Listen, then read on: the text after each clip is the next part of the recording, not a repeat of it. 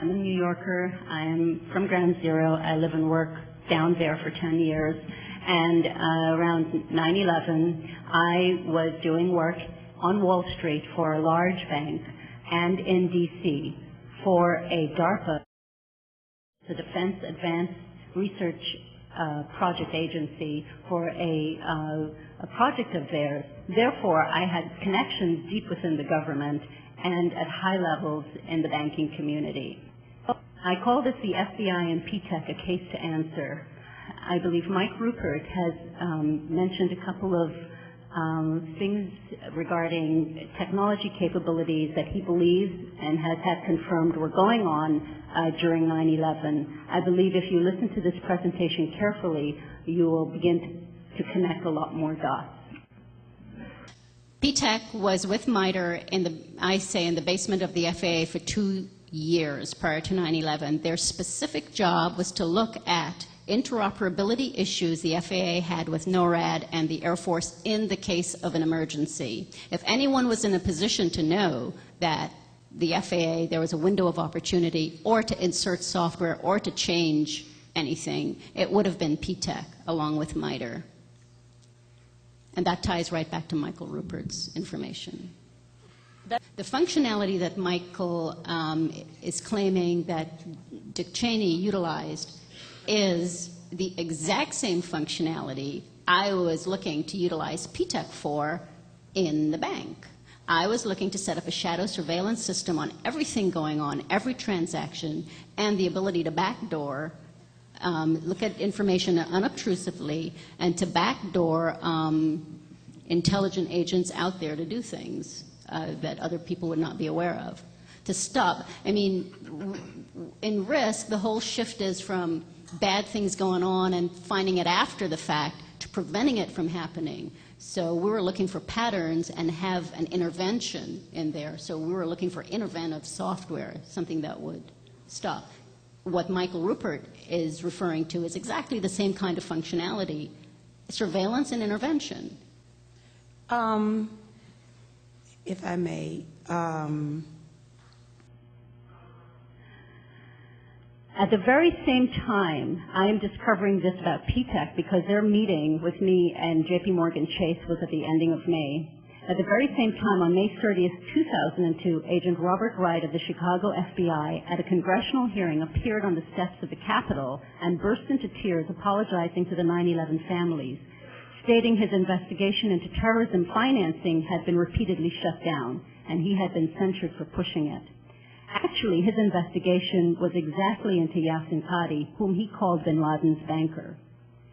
Wright's investigation was shut down in the late 90s. He stated if he had been able to continue and shut down the funding to al-Qaeda, 9/11 may not have happened. His original quote was, "It would not have happened." But wait, there's more. I went down to meet a group of the PTEC and ex-PTEC employees in Virginia. I wanted to see them face to face and have them tell me this horrific story to my face and have them write down in their own hands what they were telling me and to provide documentation. And they did. I asked the Boston FBI to send me something that was proof this company had the terrorism connections they claimed it did, and the person there did. The PTEC employees kept going on. They kept drawing diagrams for 3 or 4 days until I was convinced this was something out of a Tom Clancy novel. If what indeed they were saying was true, this company needed to be stopped now before they did damage elsewhere. By the time they were finished drawing their diagrams, there were 17 names linked to terror. The glaring question was, why wasn't PTEC shut down? Was there an ongoing investigation? Did the FBI just not get it? Or was someone being protected? What do you do when the Boston FBI tells you, Indira, you are in a better position than I am to get real documentation on the situation with PTEC, so please keep doing what you're doing? Who do you call?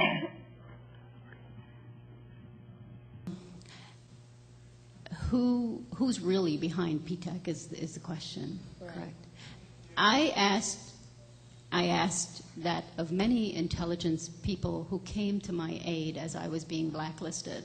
And I was told, Indira, it is a CIA clandestine op on the level of Iran-Contra. And I have reason to believe this because CARE International, that was mentioned in one of the slides, is a renamed version of Al-Kifa, which was the funding arm for WTC 93. Prior to Al-Kifa, it was called Maktab al-Khidamat, which was the funding arm for the Afghani Mujahideen. It was how the monies got to Osama bin Laden through the Pakistani ISI. I asked the FBI in Boston, how come MAK was being run out of PTEC and 9/11? And that jived with a lot of what Intel was telling me, that it's a CIA front, shut up and go away.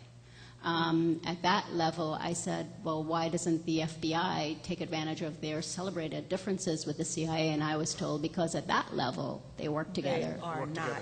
That's exactly right. You know, Indira, you seemed really eager to want to mention some angle with drugs, and I had to cut you off for the sake of time.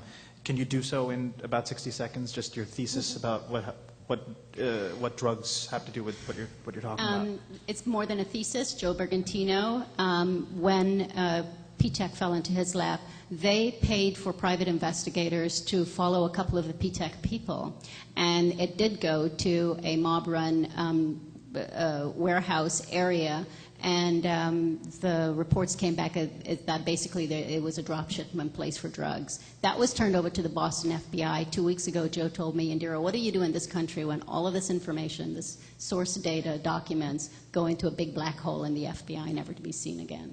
I think you're right. I think that the terror economy is being used by the political economy in place. And yours and mine, our currency is the US dollar. Their currency is drugs.